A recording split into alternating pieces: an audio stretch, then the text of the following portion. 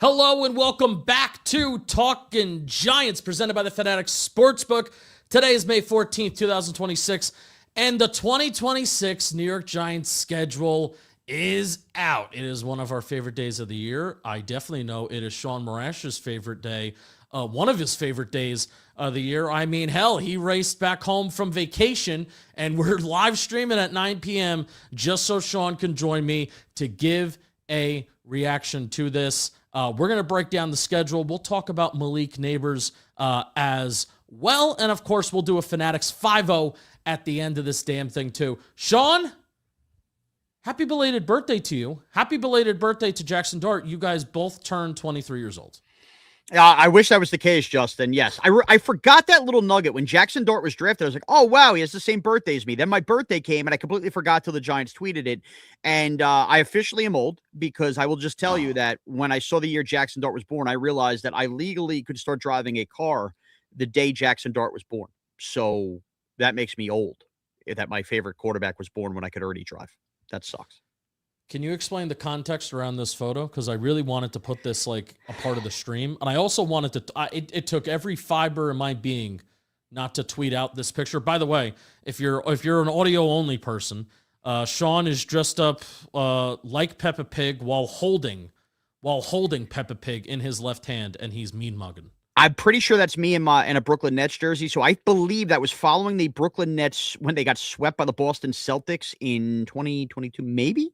And I think I made a bet on the show I was on at the time, the DA show on CBS Sports Radio, that I would eat pig pudding if the Nets didn't win that series, while my daughter at the time, who was 1 or 2, pulled a fake pigtail, and I had to keep squealing like a pig. It was a humiliating sports stupid radio bet. And yeah, I looked like Peppa Pig. I think about this photo often. Do you? I do. It's saved under my favorites. I really hammed it up there, Justin. You know, it's Jackson Dart doing this celebration after scoring against the Raiders. That's saved on my favorites. And then swipe 1, and it's Shaun Marash and the pig. Okay, yeah, so the 2026 Giants schedule is out.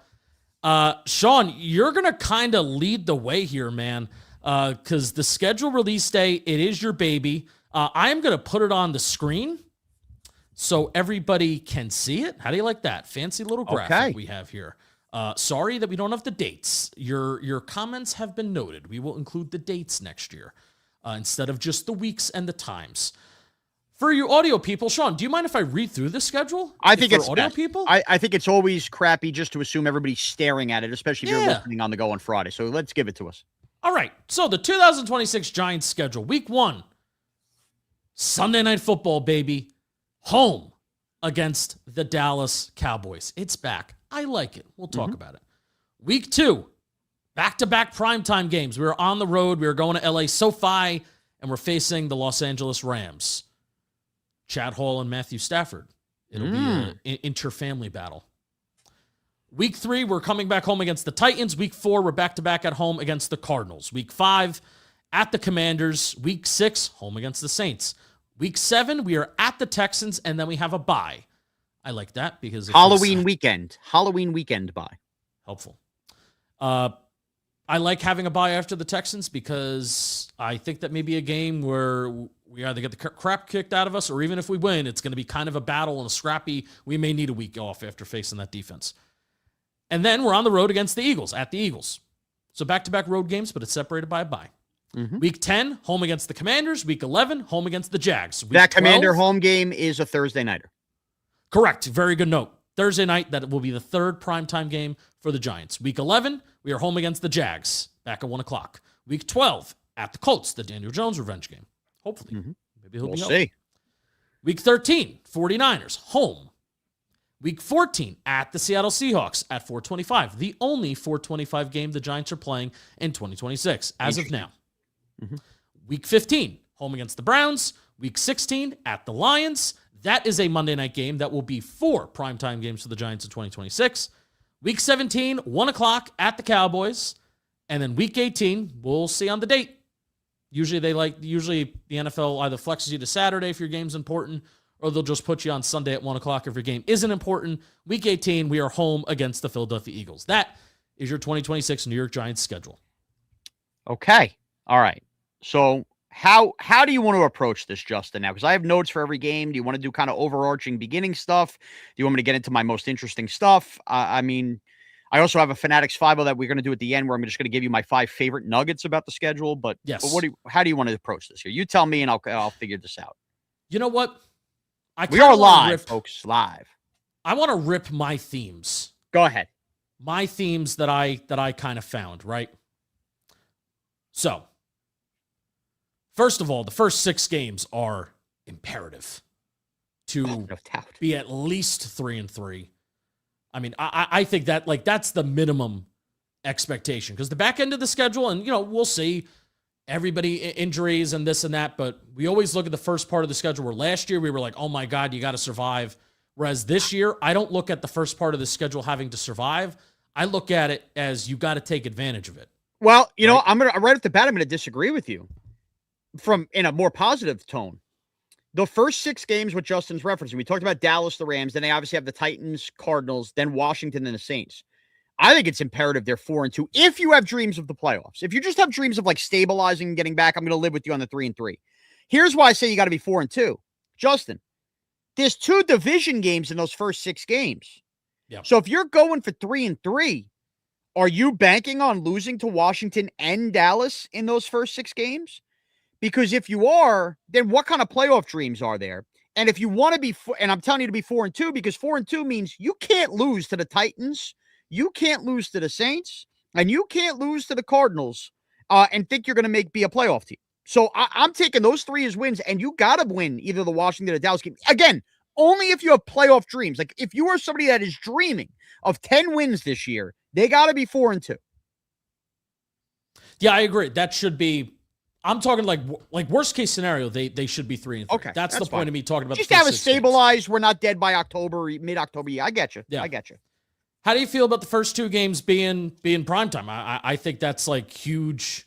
The NFL is putting stock into what the Giants are doing. The NFL is putting stock into John Harbaugh. The Giants have juice again. Yes, and I don't know how much truth there really is to possibly John Mara asking the NFL to put the Giants at primetime the first 2 games to take care of the Jewish faith fan base. I think there's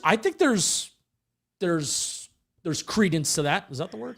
And there very well could be, but also it tells you this is probably something that when it's happened before the Giants have requested, and they haven't been good enough to warrant that. So look, if they're going to be interesting and Disney and obviously NBC with their fingerprints on the Giants, you want them when they're still definitely relevant, which would be the first 2 games. So look, at some point the Giants were going to have to play the Dallas Cowboys at home and at the Los Angeles Rams. I'm okay with the fact that they're primetime games and they're early start the year. What usually happens to the Giants though after that is they play 2 of their next 3 games are also impossible games. Like, that's what it feels like it's happened the last couple of years. So I don't mind it knowing that the Titans and Cardinals are sitting there in weeks 3 and 4. Yes, 100%. 100%. And again, that's why the first 6 are so imperative, especially to set the table for what you're going to do in the second half of the year. But and you know what? As long as we're going to go through kind of all the notes I'm going through, I might as well sit on this, give you this one now. And I don't think I'm breaking any news here, but does anybody have any idea how the hell NFL players are going to deal with playing a Friday morning body clock time, Thursday night East Coast time game in Australia? Because that game with the Rams is their first game after Australia. So the Rams are playing us on a Monday night. Now, granted, they have extra time, but on their bodies, they are playing a Friday morning NFL game and then playing the following Monday night back in Los Angeles versus the New York Giants. It doesn't mean that they won't have proper resting geared up, but the point is we have no test balloons for the NFL in Australia with no bye week that follows, and the Giants get to play one of those teams off an Australia game with no bye week. I think that's important to note. Yeah, I would agree with that. Which kind of also leads me to my second theme. This is always an episode that I find that you always jump around, just depending on kind of what comes up. But you do kind of lead me to my next theme, Shaun. Mm-hmm. So we're home against the Cowboys, but then you go to the Rams. So you always keep an eye out for, okay, when are you going to travel to the West Coast? And then what happens after? They go to the West Coast, and then they're home for 2 weeks, right? Yes. Yeah. And then you got to think either a very short plane ride or an Amtrak ride down to Landover, Maryland. Yes. And then you're back home against the Saints, and then you're getting on a plane. You're going to Houston, which is, halfway across the country. but then you have a bye. And then you're hopping on another Amtrak and you're going to Philly. Mm-hmm. And then you have 2 games home. And then you start getting to the cold weather months of November, December. You're traveling to Indy, but you're indoors. Yep, great point. You're making the 49ers travel all the way east in November. At Seahawks is going to be tough. I would say that timing is going to be, like, timing-wise, travel-wise, time of the calendar year, that's probably, like, the toughest matchup, right? But then you come home and you play a bad Browns team. They're going to be bad. Yeah, I agree. But then in November, now we're in December for Christmas. At Lions, Dome, at Cowboys, indoors, come home and play the Eagles. Very favorable, I think, travel-wise, where you're not looking at it as, oh, man, this is such a short week. They're really getting screwed by this. And then also weather-wise, the only time that they're really playing outdoors in, like, a bad environment would be their own stadium, and if you view Seattle as, like, this, this hard place to play, which it is. I love that note, Justin. The travel wasn't even what I was focused on, and I love it. You had me convinced on that. And if you're talking cold weather, like how Seattle, it's always rain. I mean, that's late November, rainy, right? Or early December. Cleveland home could be very cold, and home Philly last week, but who the hell knows what kind of game that is anyway, cold. Other than that, I think you're spot on. Now, a lot of those games you ripped off when we're talking about what is deemed the harder teams, I'm just going to tell you right now, I think there's a lot of important notes about the opponents they're playing and the timing they're playing them that works out in the Giants' favor, which feels like, let me just paint the picture this way. How many times has a Giants schedule come out in recent years and we're like, man, what the hell is that? Like, we're playing the Eagles and they're coming off their bye week. Like, we're playing, so-and-so and they get to stay on the East Coast for 3 weeks or whatever, something outrageous. It's working the other way for the Giants this year, Justin, if I can, for a couple of these games. First of all, please. By the time we get to playing that at Washington game, Washington has been given the schedule that usually the Giants get, where you have to ask yourself, we felt good about our team.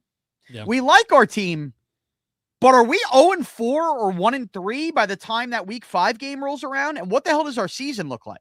Like, I fully anticipate the Giants having a better record than Washington, who plays at Philly and at Dallas to start the year before playing the Super Bowl champion Seahawks in week 3. Their week 4 game is the Indianapolis Colts, who, whatever you think of the Colts, I don't think they're going to be very good, but you never know. That is a brutal stretch before the Giants play Washington. And you wonder what kind of situation Washington feels like they are in by then. Does that not scream what the Giants are usually in the midst of by the time week 5 hits? Yes. And the ground is sinking under them? The Washington schedule is the old Giants schedule. Okay, that's number 1. The number 2 note I have, and this is not the Cinco, but just something interesting. They come off those 4 games where you're talking Titans, Arizona, Washington, Saints, and then we say it gets hard again. Here we go. It's up here on the screen. And they play that game week 7 at Houston. Body bag type of game. Great defense, right, Justin? Yep. The Texans in that game are coming off the week before a huge divisional game versus the Jaguars in London. They are doing the post-London game back home, and then the Texans share a bye week with the Giants, meaning those Houston players will come off playing in London, a big division game, then have to play the Giants while looking ahead to their own bye week. That is a ripe for the picking spot to beat the Houston Texans. And they're playing right down on that Sunday. They're not giving them like a Thursday game or a Saturday game. Nope. Yeah. I think that's, for all the talk of the Texans being a hard game, if you're going to play the Texans off London with their bye the next week, you want that spot. All right. The Philly game. When we come off our bye, we get to play at Philly off a bye. It's usually the other way around. The Eagles always seem to play us off a bye. You know what the Eagles are in the midst of, Justin, when they play us while we're off our bye? They are in the midst of 3 straight division games themselves. They play, I think, at Washington the week before. They play Dallas the week before that. So the Eagles, in a 3-game stretch, probably no A.J. Brown anymore, are going to play us on that 3rd and final straight game of a 3rd division game while we are off our bye week. Another note, too, that Research Rick pointed out. Yeah. The divisional games are very nice and spaced out this year. It's not great call. It's not Eagles, another team, Eagles, no 2 out of 3 by Commanders. No it's 2 out of 3 very spaced out. Very spaced out. Good call. All right. Nothing really with the Jaguars. They're coming off playing Tennessee. Okay, week 12, you're playing Indy. We all talk about Daniel Jones's health. Do you know who Indy plays the week before the Giants visit them? The Houston Texans in that defense. What kind of shape is the Colts offense in that game taking a beating? I think this is also important to note. You talk about game times. The 49ers, week 13, 1 o'clock game. Now, this game is important for a couple reasons. Remember, all the talk right now about the Knicks fans taking over Philadelphia, the Niner fans did that to the Giants in MetLife Stadium. Oh, my God. And also they're going to be bitching and complaining about the turf. No doubt. But I like the idea of playing them in week 13. Number one, are the Niners hurt again like they always are from their stupid power plant that's by the field? They're going to be good. They're going to be good no matter what, though. They're going to be good no matter what. So here's the things I have. The Niners play the Seattle Seahawks the week before us, and they play the Rams the week after. That is classic fall for the trap spot. Making them in the midst of two of their, at that time of year, huge division games for them. Separate them by flying them to the East Coast to play the Giants. Again, if I'm going to play the Niners at home, give me it in between Seattle and Ram games for them, not knowing where they are. I also think, circle this on the calendar. I feel like, who's that guy, Steve Kornacki on NBC? This is you right now, yeah. That's your other flex spot for the New York Football Giants. Week 13, 49ers. Week 13 on the Sunday Night Football schedule for NBC, Houston Texans at the Pittsburgh Steelers. That could be a trash game. We have no idea if Aaron Rodgers is playing anymore. Mike McCarthy is now coaching that team. They could bail out of that game. If the Giants are having somewhat of a season and they want the New York market back, that's your flex spot. Giants, Niners. So if you're one of those people holding tickets going, 1 o'clock game, great. I'm just warning you, that game screams flex. And if they don't pick Giant Niner, it could be 425 and they take the 425 game and move it to Sunday night. So that's your flex spot. All right. Beyond that, that Seattle game, the Monday night game you talked about. Do you know what Seattle is doing the week before, Justin? Seattle's not Monday night. The Lions game is the Monday night. So what are you referring to? Seattle is coming off a Monday night game. Oh, okay. So Seattle's Seattle's 4:30, and you're talking about Seattle will be coming off a Monday night game. Correct. We get the Seahawks when they're playing on a short week when we go to Seattle. So again, not an easy spot to go play the Super Bowl champs in their building, but they are off a short week. Then Cleveland, yada, yada, yada. The Detroit Monday night game. Detroit is playing at Minnesota the week earlier and at Chicago the week after. Two big division games for them, and we fall right in the middle of that on a Monday night. And the Giants just played last year with a worse roster, toe-to-toe with the Lions in Detroit. Jameis Winston making plays. Not necessarily fearful. And then, of course, you get Dallas. Dallas is playing the Rams and Jaguars the week before. Two potentially tough games. We'll see. And you can't put any who the hell knows what's going on in week 18? Who's playing for what? What's going on? I'm not going to do that. But it's nice to know, while the Giants may have that gauntlet of games, there are little idiocies to what those teams are dealing with the week before, the week after, that you can reason with yourself and find opportunities for upset depending on what the Giants look like. And that has not been the case in past couple seasons for the Giants. These hard games have broke the right way, in my opinion, based on what these other teams have going on. And that's kind of my Kornacki overview of the schedule. Yeah, and usually Warren Sharp puts out this time of the year it's relevant. I think when you get down to it in the nitty-gritty, are teams really, maybe teams are thinking this, but I don't necessarily know if they're talking about it or admitting it. I don't know if fans are analyzing it, but I think it's important to look at when the schedule comes out. The rest factor and, how many miles you're traveling. Do you have back-to-back games where you're going to be getting on a plane and going far? And sometimes you look at pockets of the Giants schedule and it's like, oh, damn. Forget even the opponents that you're playing. Mm-hmm. Sometimes you look at pockets of the Giants schedule and it's like, crap, man. They got to fly here. They have 2 West Coast games this year. Yes. And they're so far apart from each other where it's so ideal. The Giants roster could look totally different on those trips. I mean, that's how with injuries and stuff. Yeah. So, and you just mentioned a whole bunch of examples, which I can't believe. I cannot believe you did this today. You just mentioned a whole bunch of examples of teams that, you know what, the Giants are going to have the rest edge here. The Giants are going to have the rest edge there. The Giants are going to be coming off a team where they're playing, the Browns, and then you're going to have this team coming off of playing whoever. So you just broke it all. That was awesome. That was absolutely awesome. So, and you are right. Sometimes usually the shoe is on the other foot. So while this is not the easiest schedule in the world, I do think that's why the first 6 games are so important that you have to take advantage of it. You have to come out of that at least at 3-3 is worst case scenario. Ideally is 4-2 or even better. The schedule is tough, especially in the back end, but there are still different areas where it's optimal for the Giants. Yeah, no doubt. And let's just, on that note, remember this. Number one, you can't play the Arizona Cardinals 18 straight weeks, right? So that's part of it. And as we saw last year, the Lions not being as good as we thought, right? Mahomes gets hurt for the Chiefs. Like, to me, I would rather, like, all of these games talking about the Titans and Cardinals are typical end of the Giants schedule where we're doing Talking Giants episodes, and what are we talking about? I can't believe they won that game. They screwed up the tank. Now we get to enjoy those games on the front end of the schedule where we're not worried about tanking and all the other crap that goes into it. And those games that were so much more difficult on the front end, like the Detroit, and again, I know we're playing Dallas first, going to get Dallas again, Philly, Seattle.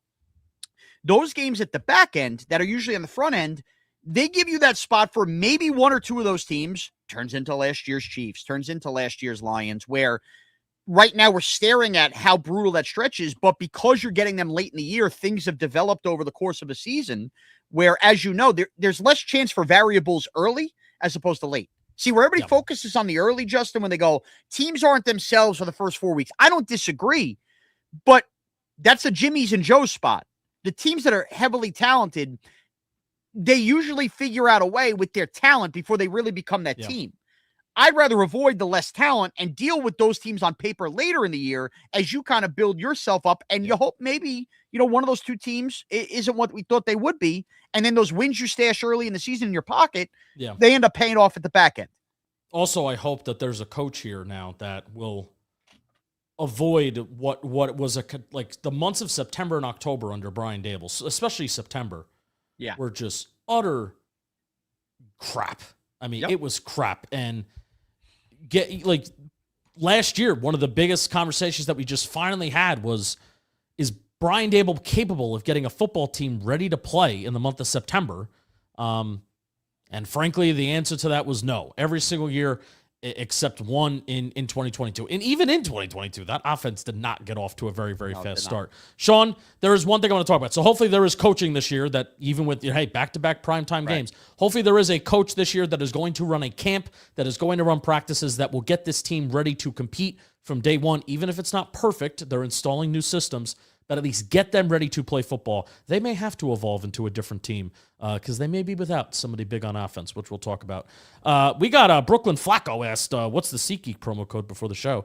I told him it's Jomboy10. And guess what? Brooklyn Flacco was already on it because he knew that a SeatGeek ad read was coming. Today's episode is sponsored by SeatGeek. The MLB season is here. Of course, the NBA and NHL playoffs are here as well.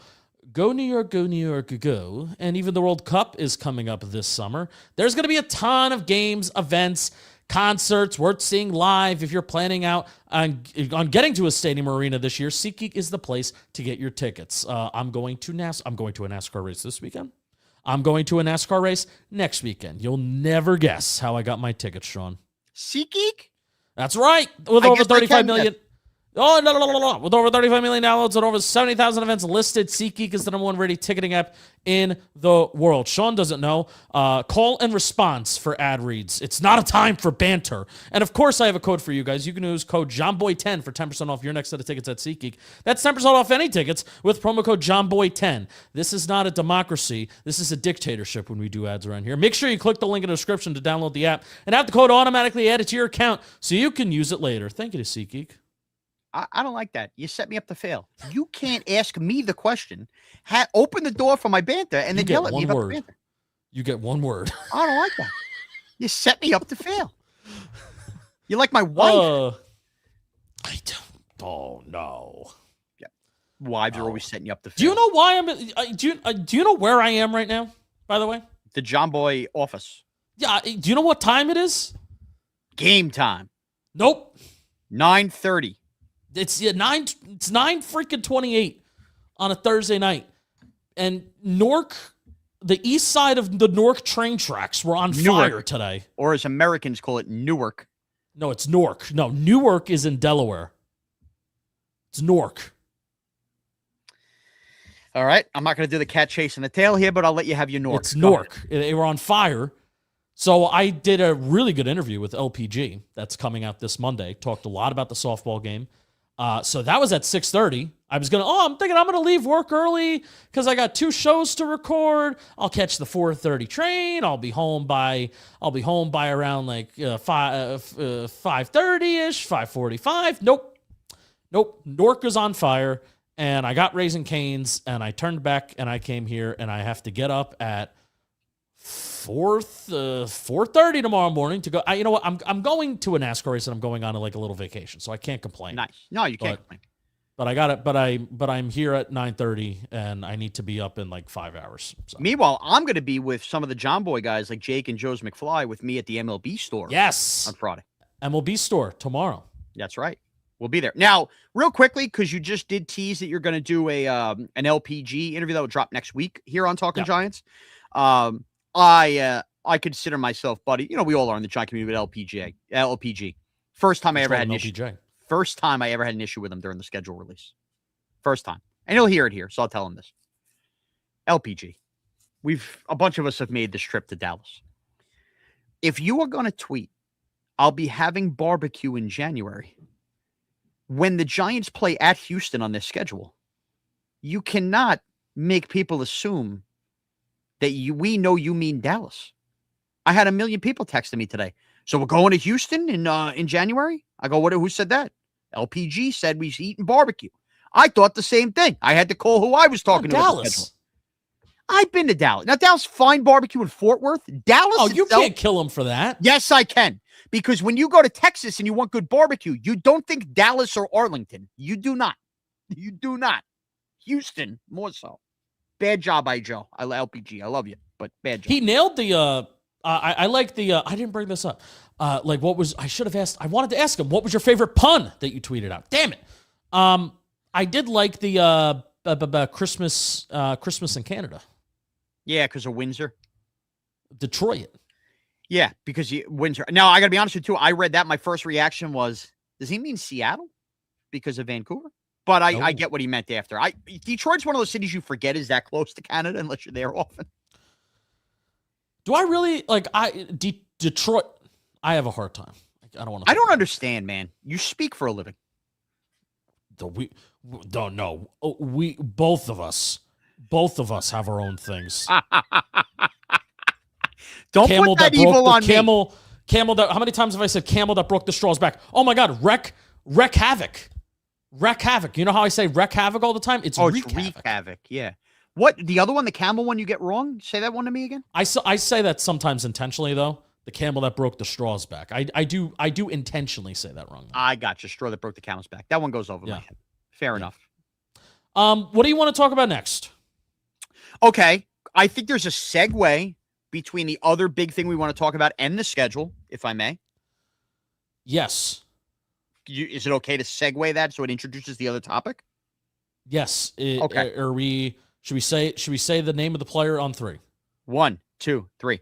Malik Neighbors. Okay, wonderful. I will close my schedule thoughts leading into the Malik Neighbors thoughts. Here we go. We'll tie them all together. You know how I just was waxing poetic about all those hard games at the back end of the Giants schedule? Yes. The Malik Neighbors news, of which Justin and I will kind of go through our thoughts and talk about what we think.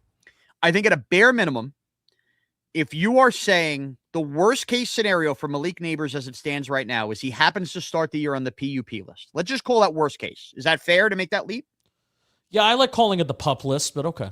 Okay, but let's just, that situation, we would say the worst case right now, and we don't even think it's going to get that far, but that's the worst case. Yeah. Starts the year in there, meaning he'd miss the first 6 games. Okay? That's worst case.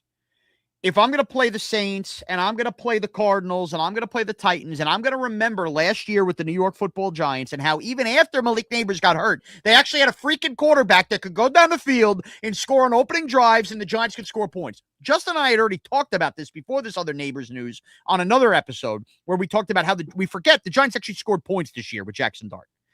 And now they have Isaiah Likely, and now you think they're going to run the ball well. Their offensive line should be even better, right? All of that. If I'm going to war without Malik Neighbors, give me as many of those winnable games at the front end of my schedule before I get Neighbors back as possible.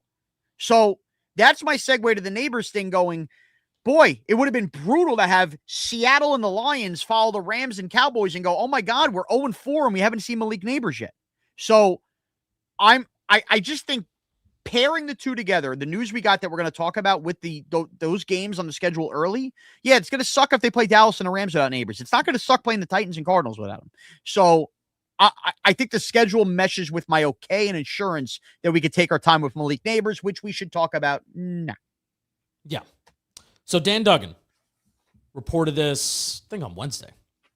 Giants wide receiver Malik Neighbors underwent a second surgery on his knee to remove scar tissue that was causing stiffness, according to sources. I'm told the second surgery took place multiple weeks ago, and it was described as a cleanup. The second surgery isn't expected to impact Neighbors' recovery timeline. The team is still hoping for the number one wide receiver to be ready for the opener.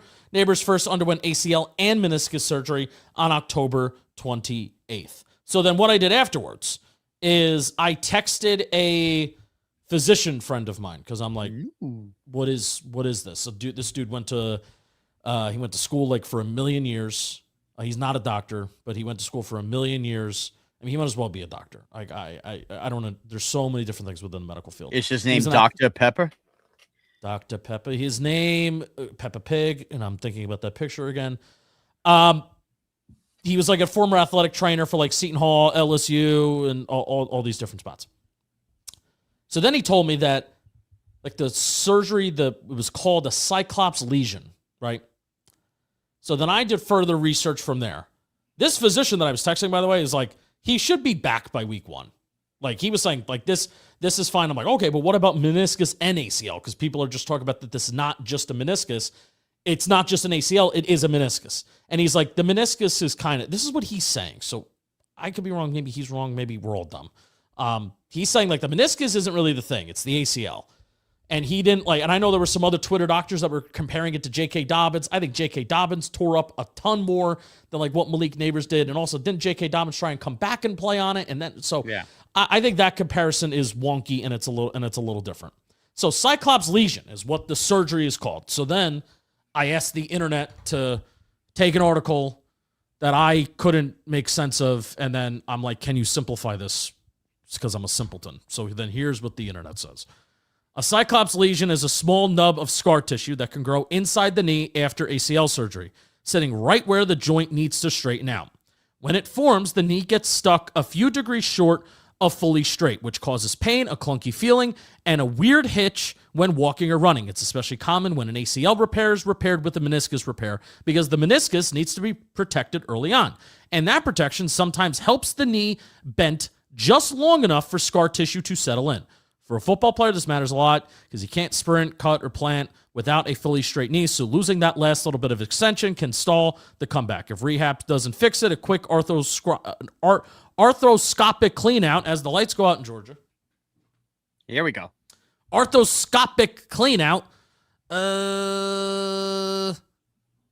usually does, but it can tack another 4 to 8 weeks onto a long recovery. The big takeaway, getting the knee all the way straight in the first couple of months of rehab is the single most important thing to prevent this. So then this caused me to see other tweets by other Twitter doctors being like, doing like Monday morning quarterbacking by like going back to videos of Malik Neighbors like playing basketball in January. And they were like, see, his knee isn't really fully straight in this video. You could see it. I'm like, well, why the fuck didn't you tell us this in January? Exactly. Twitter doctor. See, I told you, look at this video. Why didn't you tell us in January if you felt like his knee wasn't straight then? So, but apparently there's Twitter doctors that are then finding videos of Malik Neighbors even going back to January being like, you can see that the knee bend is not bending all that correctly. So he needed to get this surgery, and that's what it's for. Did I tell you way more information than you probably need to know? Yes. Do I take pride in that? Yes, I do. Is me telling you this information a cause for you because I want you to panic? Absolutely not. Is me telling you this information is because I want to tell you the information? 100%. Okay. So then let me just go with this now, Justin. Yes. Obviously, at a bare minimum, everybody wants Malik Neighbors as healthy as possible for the longevity of the time he's a New York Giant, correct? I know we're doing a lot of redundancy. Yes, the answer is correct. Yes. So when we see this report from Duggan, why did everybody jump to this extreme negative reaction to this? Because I see this report from Duggan, and I know Jordan had another report, like, you know, he's attacking his rehab well, but he had like a second cleanup, and I think this was part of this. He's taking his rehab seriously, and there's no cutting corners. they are doing the full, like, let's make sure this is right and ready to go. And I take that as a positive, because I'm not worried if Malik Neighbors misses 1, 2, or 3 games to start the year. What I am worried about is that they didn't do this the right way, and this is something that lingers, and we never get back to see Malik Neighbors the way we thought Malik Neighbors was in his lost career. So I am willing to have a cleanup where basically everybody in the Giants is saying that this is like still on track for week 1, and we'll see. Again, the body reacts differently. Yeah. I don't take that as a negative. I take that as, oh my God, they're actually taking this serious. The right medical people are on this. Malik Neighbors is taking this serious and not trying to just rush things along and saying, I don't need a cleanup. I think for a guy that we've all talked about with having the wrong attitude, this seems like the very right attitude to fixing your knee as well. I take this as positive. And furthermore, this was not something that happened yesterday, despite the fact that Dan Duggan's tweet came out yesterday. This is something that I believe took place either right before or right after the NFL draft. And if it did, when Malik Neighbors was sitting there on the live stream talking about how openly he didn't want the Giants taking Jordan Tyson because he wants to be a Giant for a long time and wants to get paid. He was sitting there talking openly about being disappointed about Caleb Downs being a Cowboy. Tells me this is a guy that thinks he's going to play football this year up against Caleb Downs. And the Giants themselves not going after a wide receiver early in round 1, celebrating on camera that Cornell Tate was taken a pick before them, and then only addressing wide receiver in round 3 when they traded up because, look, they found a guy and they didn't want those 4th or 5th round picks. And they still haven't signed Odell Beckham, despite the fact that he's basically on his hands and knees begging. All of those breadcrumbs tell me that the Giants, if we again, with John Harbaugh bringing in medical people, think they are well run, do not think that this is going to be a long-term issue, because their actions this offseason dictate as such. Yeah, and if Ryan Dunleavy was just on, and he kind of gave the indication that Neighbors is not going to be the person that's going to rush himself back. I actually think I'd like that, Shaun. I do. I actually think for Malik Neighbors' long-term career, if he were a guy that's just like, F it, get me on the field, I don't care, I'll do whatever I got to do, I think he's going to be a guy that's going to be like, listen, like I want to get paid 2 years from now, so how am I going to get paid 2 years from now? I got to be on the football field 2 years from now. So like you said, if I'm missing the first 2 games, 3 games, whatever the case may be, if I got to miss a little bit of time to be there for a stretch of 13 to 14 games for the final part of the season, I think he's going to 100% take that. And I love that mentality. And it's not even like I'm not circling week 1 right now as like, oh my God, I'm on my hands and knees, or I'm biting my nails waiting for Malik Neighbors to come back. I'm wondering, and where my brain is at right now, when does his ramp up start? Good call. Because I think that is the important conversation that needs to happen about Malik Neighbors. It's not just, okay, when is he going to play? When does his ramp up start? I thought they did it perfectly last year with Andrew Thomas, and I think we may just need to bring back that patience that, oh my God, when is it? He's practicing, but he's not playing this week. He's practicing, but he's not playing this week. It would be like, oh my God, Andrew Thomas, he's practicing this week. Is he going to play? Is he going to play? And then we would be let down. And I think that they handled it perfectly. Because the injury that Andrew Thomas had was a hamstring injury that is unrelated to the Liz Frank and unrelated to anything ankle-wise and unrelated to anything that he had before. So the injury that Andrew Thomas that he had at the end of last year, I think they handled his injury coming off the Liz Frank very, very perfectly. Yep. And I think a big part of that was the ramp-up that he had. And think about Malik Neighbors even last summer with the back issues and all the different issues that he had. It felt like he barely practiced. So then guess what? He gets hurt and he tears up his knee in September. There needs to be a multi-week period. I don't know how long. There can't just be a 1 week period where Malik Neighbors starts to practice and then you snap your fingers and then he plays. There needs to be a longer ramp up, and that is probably going to require an Andrew Thomas type of patience that we had last year. So we had practice with it. I am hoping that we are willing to do it again, because for Malik Neighbors to be healthy in the long run, I think he needs to have that ramp up. It's funny that you say Andrew Thomas patience, because I think it's kind of funny. Now, while the team seemed to be more patient, and they were saying a lot of the same things, right? Around this time last year, Joe Shane was saying, yeah, we think Andrew Thomas will be ready for week 1. Andrew Thomas was throwing out a first pitch at a Yankee game, if you remember. People were looking at that. Trended in a bad direction. Yep. But we as fans freaked out when Andrew Thomas, clearly by those last 2 weeks of camp, we were starting to get is he not going to be ready? Oh, he's not ready. Oh, he's still not ready for week 2. And we flipped out about it. Now, I do think it's a little different from this standpoint. The Giants notoriously with their offensive line, and we saw James Hudson blow up that Dallas game. They very rarely in recent years could function without Andrew Thomas.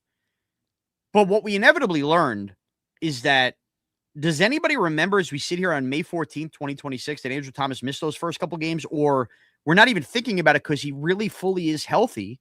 And the Giants handled it right. And then by the time Jackson Dart was playing quarterback, we got to see Andrew Thomas and the Giant offense really humming along. Now, fast forward to Malik Neighbors here.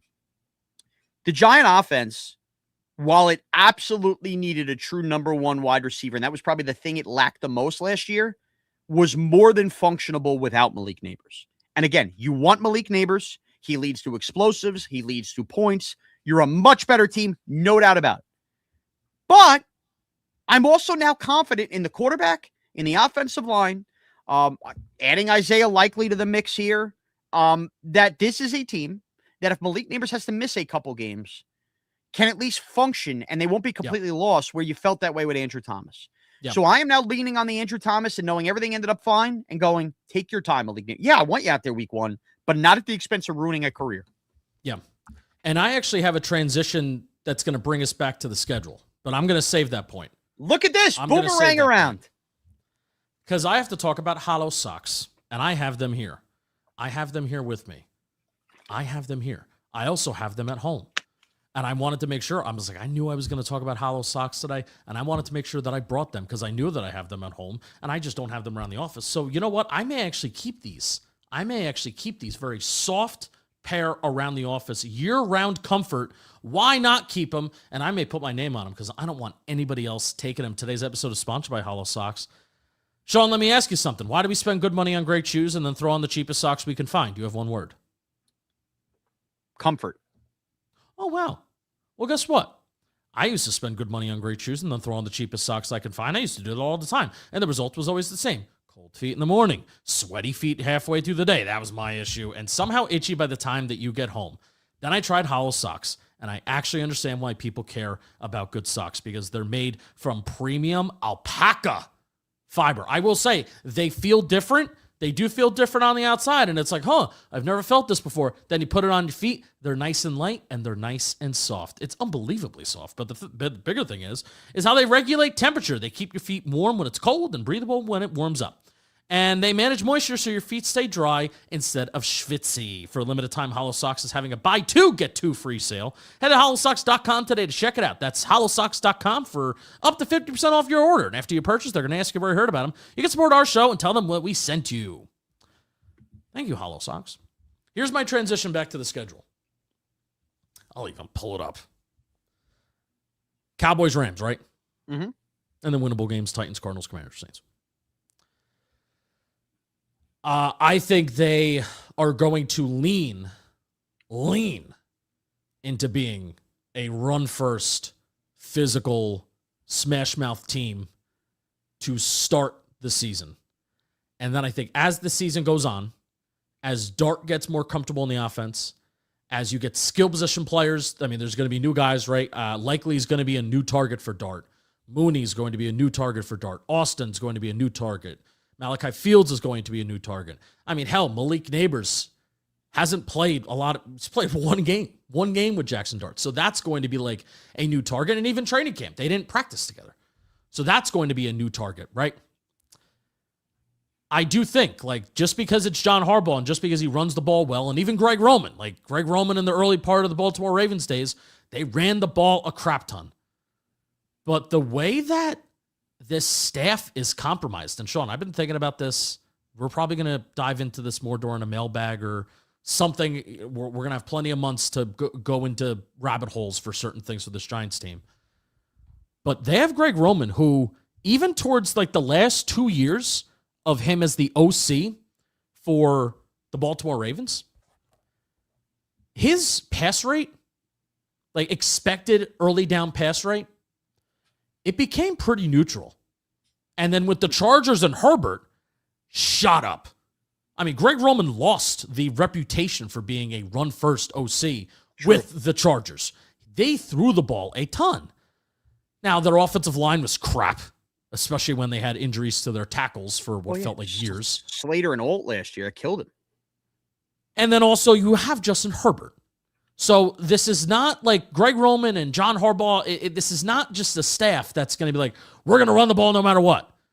They are going to throw. And oh yeah, who did they add? Who is the offensive coordinator? Who is going to be the guy that's going to be pushing the buttons on run pass, on early down and late downs and in certain situations? It is Matt Nagy.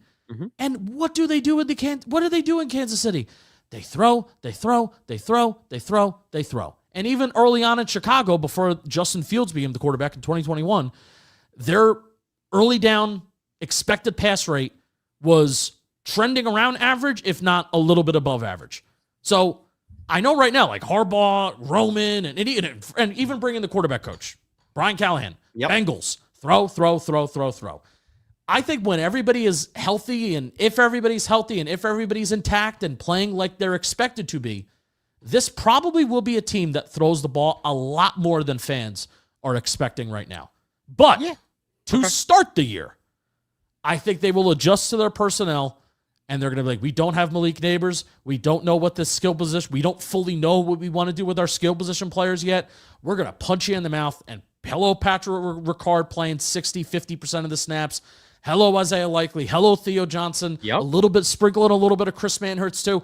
Maybe Malachi Fields is ready to be like a blocker and this and that. And we're rocking and rolling like that early on with Scadaboo and Tracy. And getting Maui Noah really comfortable early as a smash mouth downhill run blocker as well. Yeah. I mean, doesn't that working double teams with Jermaine Illuminor? Yes. I'm with you. Look, here's the thing. They're going to end up inevitably passing the ball a lot because Jackson Dart's good and they invested in speedy wide receivers, and Malik Neighbors will eventually come back. But to your point, I think that's a compliment to Jackson Dart. Yep. It's not just the play callers, but also I think what the play callers have showed you, what they've shown you, is that if quarterbacks like Lamar eventually took steps up as a passer, that he was ready as a quarterback to handle a more pass neutral, I won't call it pass first, but more pass neutral offense. Justin Herbert is obviously very suited and capable for a pass first offense. Patrick Mahomes, obviously very suited for a pass first offense, right? So there is the evidence that if the coaches are here and the quarterbacks are performing like they should, they will call a pass-first offense. They can call a pass-first offense. Yeah, and early in the season, Justin, while everybody focuses on, the weather gets colder, you want to play smash-mouth football, December, January, I hear all that. But we always lose sight at the beginning of the years when everybody talks about the vulnerability of week 1 and 2, and there's always like a random upset or two.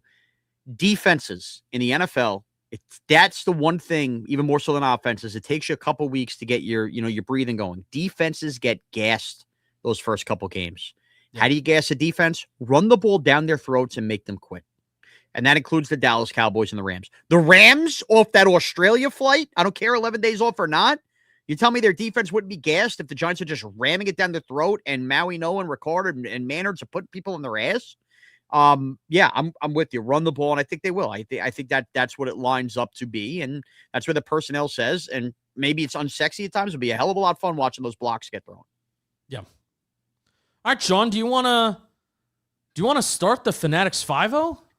Yeah, I will do my Fanatics 5-0. Hold on, let me get this all lined up. Do you want to do the read? And I'm wearing my nice Fanatics hat for you too. Oh yeah. I mean, as a reminder, the Fanatics 5-0 is presented by the Fanatics Sportsbook. It's a segment where Shaun Marash, every single week, he is going to provide a list of 5 things that he's passionate about with a certain topic that I don't even know what the topics is yet. So, Shaun, what is this week's Fanatics 5-0 presented by the Fanatics Sportsbook about?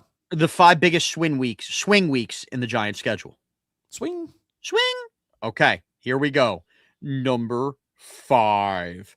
Number 5 for me happens late in the season, Justin, and that's week 13 versus the San Francisco 49ers. I say that to say we talk about those last 2 games with the division in Detroit on Monday night.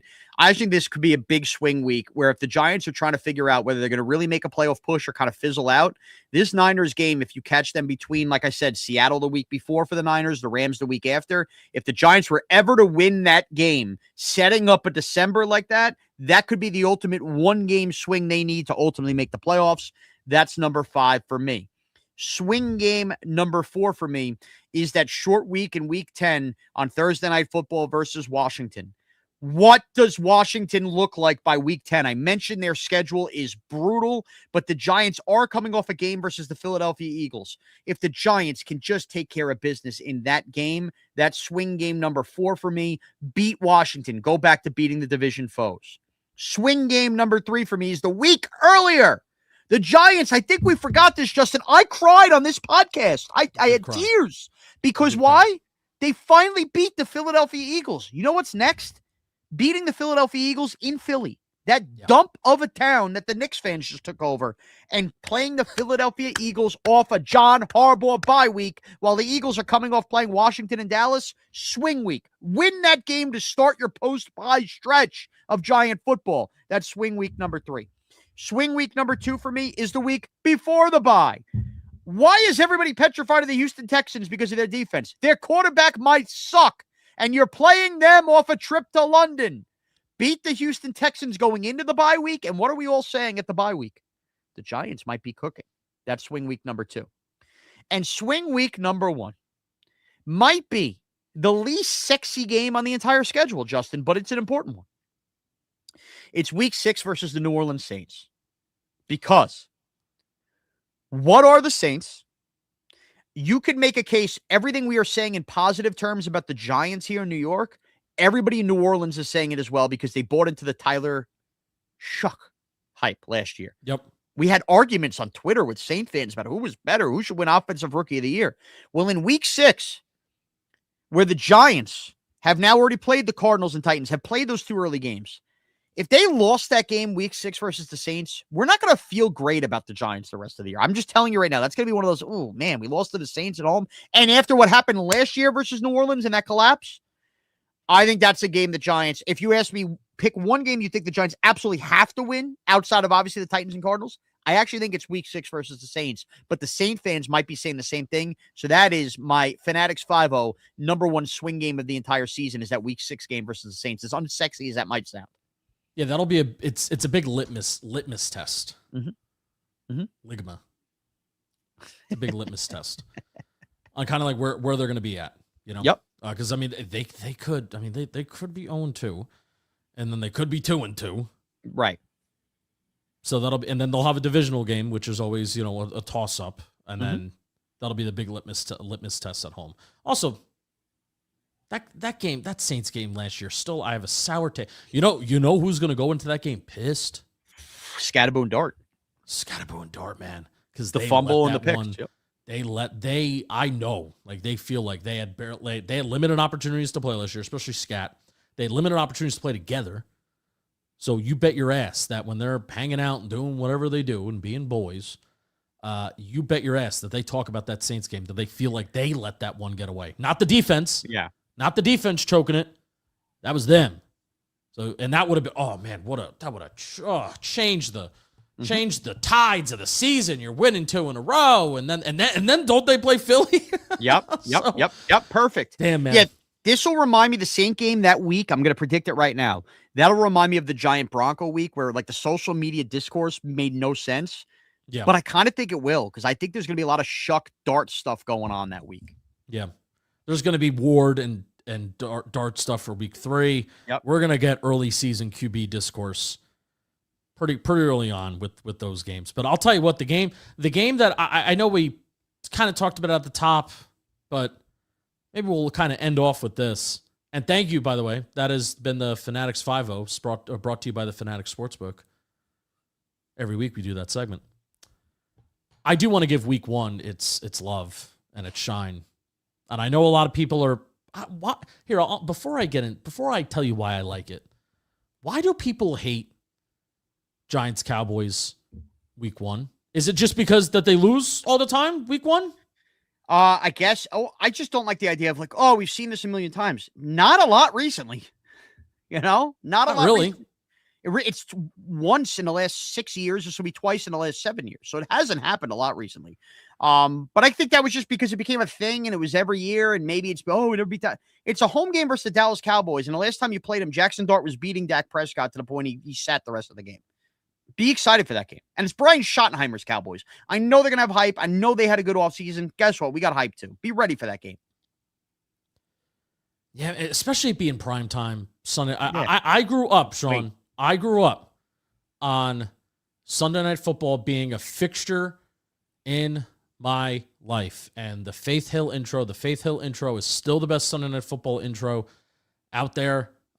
They should really change that. It used to sound, I hate myself for love. It still kind of does, but quick. Who was the first artist to sing that song? You got it.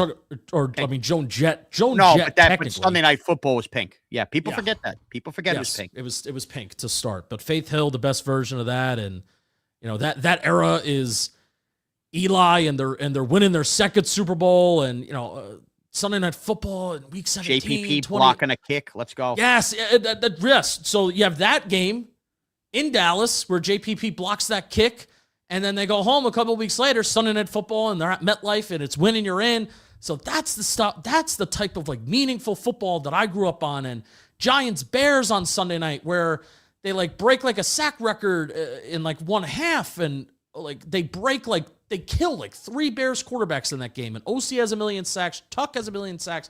So that's what I grew up on, Shaun. Where Sunday Night Football was just different. And I will say, I don't like that stadium. I don't like MetLife, but goddamn, it actually does have a little bit of character when it's blue. Yeah, it's great. And at night, it's blue, and it looks really damn good. So I like it. I like starting week 1 against Cowboys. It's a tough team. Every year, every couple years, I fall in love with the Cowboys and what they're doing, and I was fully out on them last year because I knew that their defense was going to be a disaster, and now seemingly that they may have their defense back to even at an average level. Yeah, average. They do scare me as a football team yet again, but you got to be up to the challenge and you got to do it. So that's it. At some point, the Giants are going to have to beat division teams for us to believe in John Harbaugh. So I'm not going to be scared of that game in the opener. Let's go. Yes. Fun fact: Pink is Donna Ponte's sister-in-law. Is that actually true? We might want to fact check that one. Very cool fact if true, but that would be bizarre. Pink is a kick-ass lady. I have a conspiracy. You know how the Kelly Clarkson show is ending under Kelly Clarkson? No, I don't. Didn't even know she had a show. Oh, what do you mean? The karaoke. It's great songs. I think their NBC is kind of trying to launch Pink as the next daytime host. I could be wrong. Good for her. I could be wrong. I mean, that would be a great call by me seeing that. I would be. I become the Andrew Marchand of daytime TV. What a pull. Well, we've done it all on this schedule episode here. All right. That's going to do it. Thank you. LPG interview is on Monday. And then what I believe Shaun and I are going to do, we are going to have a mailbag Thursday of next week. I will be live from Charlotte, North Carolina. And then after that, I'm out for an episode. And it's just going to be a Shaun Morash vehicle. That's right. On Memorial Day. Working on it. Let's go. Working on it. All right. Thank you all for watching. Why don't you leave a like if you're hanging out in this live stream? Appreciate you hanging out with us late. Leave a like on the stream. Appreciate everybody listening. Let's go Giants. We'll see you on Monday.